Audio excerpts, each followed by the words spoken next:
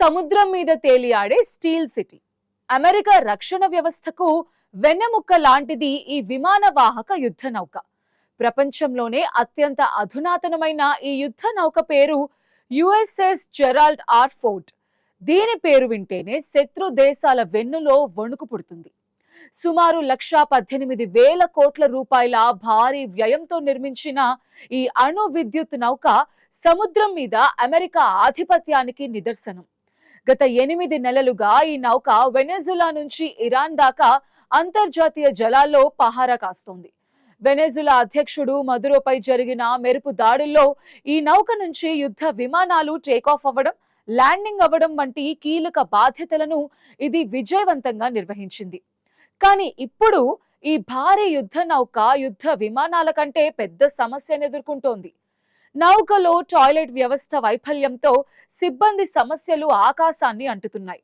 వినడానికి వింతగా ఉన్న యుద్ధ రంగంలో శత్రువును ఎదుర్కోవాల్సిన 5,000 మంది నావికులు ఇప్పుడు టాయిలెట్స్ దగ్గర క్యూ లైన్ లో నిలబడాల్సిన దుస్థితి ఏర్పడింది. నౌకలోని 650 టాయిలెట్స్ దాదాపు పూర్తిగా మూతపడటంతో సిబ్బంది తీవ్ర అవస్థలు పడుతున్నారు.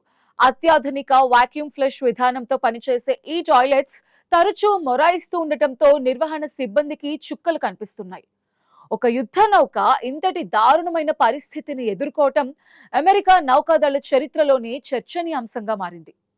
సాధారణంగా 5-6 నెలలకే తీరానికి చేరుకోవాల్సిన ఈ నౌక గత 8 నెలలుగా సముద్రంలోనే ఉండిపోయింది.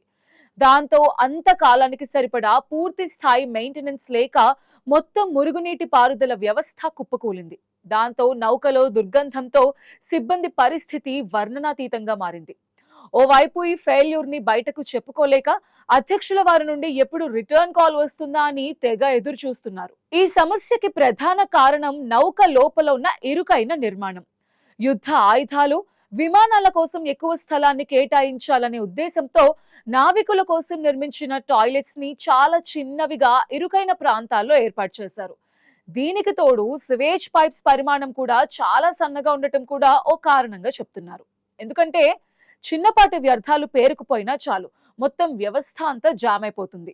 మెయింటెనెన్స్ సిబ్బంది రోజుకి దాదాపు 19 గంటలు కేవలం ఈ టాయిలెట్స్ మరమ్మతులకే కేటాయిస్తున్నారంటే సిచ్యువేషన్ ఎంత దారుణంగా ఉందో మనం అర్థం చేసుకోవచ్చు. టీ షర్ట్స్, చిన్న చిన్న తాడు ముక్కలు వంటివి పైప్స్ లో ఇరుక్కుపోవడంతో సివేజ్ లైన్స్ లో బ్లాకేజెస్ ఏర్పడుతున్నాయి. అండ్ వీటిని క్లియర్ చేయడానికి టెక్నీషియన్స్ తీవ్రంగా శ్రమిస్తున్నారు.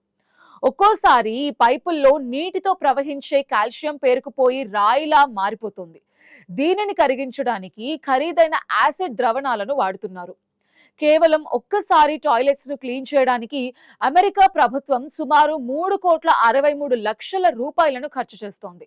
అంటే యుద్ధ విమానాలకు ఉపయోగించే ఇంధనం కంటే టాయిలెట్స్ క్లీనింగ్ కే ఎక్కువ ఖర్చు అవుతున్న పరిస్థితి కనిపిస్తోంది. వాల్ స్ట్రీట్ జర్నల్ వంటి ఇంటర్నేషనల్ మీడియా సంస్థలు ఈ నౌకలోని దుర్భర పరిస్థితులపై సమగ్ర కథనాలను వెలువరించాయి. యుద్ధం కంటే నావికులకు ఈ టాయిలెట్ సమస్యే పెద్ద శత్రువుగా మారింది. పశ్చిమాసియాలో పాగా వేసిన ఈ నౌకలో సాంకేతిక నిపుణులు నిరంతరం పనిచేస్తున్న సమస్యకి శాశ్వత పరిష్కారం దొరకడం లేదు.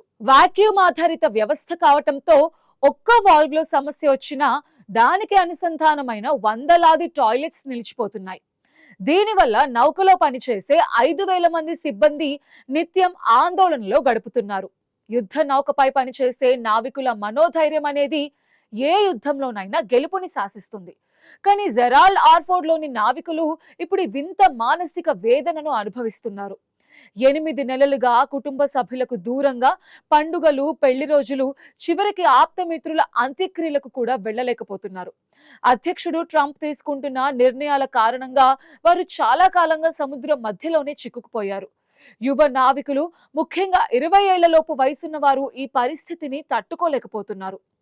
ఒకవైపు వ్యక్తిగత అవసరాలు తీర్చుకోవడానికి క్యూ లైన్లు, మరోవైపు సుదీర్ఘకాలం సముద్ర వాసం వారిని కుంగదీస్తోంది. చాలా మంది నావికులు తమ ఉద్యోగాలకు రాజీనామా చేసి స్వదేశానికి తిరిగి వెళ్లాలని భావిస్తున్నారు. ఈ పరిణామాలతో కొత్తగా నేవీలో చేరేవారు సైతం పునరాలోచనలో పడుతున్నారు. సాధారణంగా శాంతి కాలంలో యుద్ధ నౌకలు 6 నెలలకు మించి సముద్రంలో ఉండవు.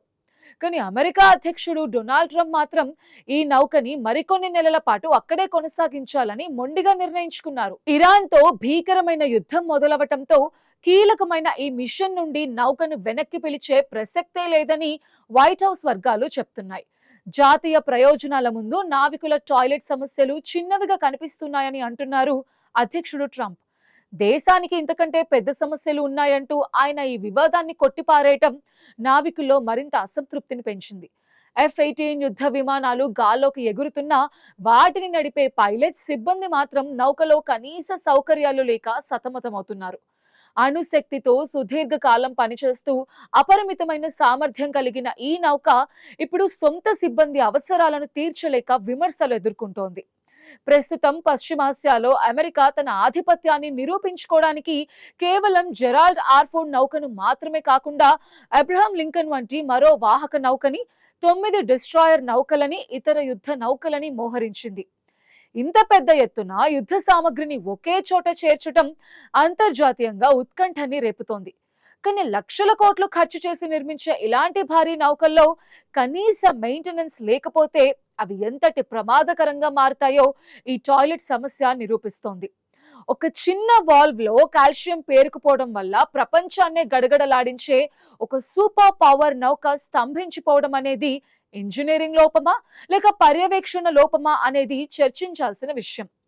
ఆయుధ సంపత్తిని పెంచుకోవడంలో చూపించే శ్రద్ధ ఆ ఆయుధాలను నడిపే మనుషులపై చూపించకపోవటం శోచనీయం. అమెరికా రక్షణ బడ్జెట్లో సింహభాగం ఇలాంటి రిపేర్స్ కే ఖర్చవుతూ ఉండటం ఆ దేశ ఆర్థిక వ్యవస్థపై కూడా ప్రభావం చూపిస్తోంది. యుద్ధం వస్తే గెలుస్తామనే ధీమా ఉన్న సొంత సిబ్బంది మనోధైర్యం దెబ్బతింటే అది ఓటమికి దారితీస్తుంది. టాయిలెట్స్ దగ్గర క్యూ కడుతున్న నావికుల ఆవేదన కేవలం సౌకర్యాల గురించి మాత్రమే కాదు, అది గౌరవానికి సంబంధించిన విషయం కూడా. ఒక అగ్రరాజ్యం తన సైనికులను ఏ రీతిన చూసుకుంటుందో ఈ ఘటన అద్దం పడుతోంది. రాబోయే రోజుల్లో అయినా అమెరికా తన మొండి వైఖరిని వీడి ఈ నౌకని తీరానికి చేర్చి పూర్తి స్థాయిలో మరమ్మతులు చేయిస్తుందా లేదా అనేది చూడాలి.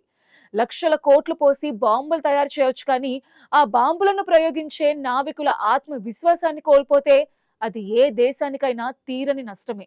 ఈ సమస్య పరిష్కారం కాకపోతే ఇరాన్తో జరుగుతున్న ప్రత్యక్ష యుద్ధంలో సిబ్బంది మనోస్థైర్యం దెబ్బతినే అవకాశం ఎంతైనా ఉంది.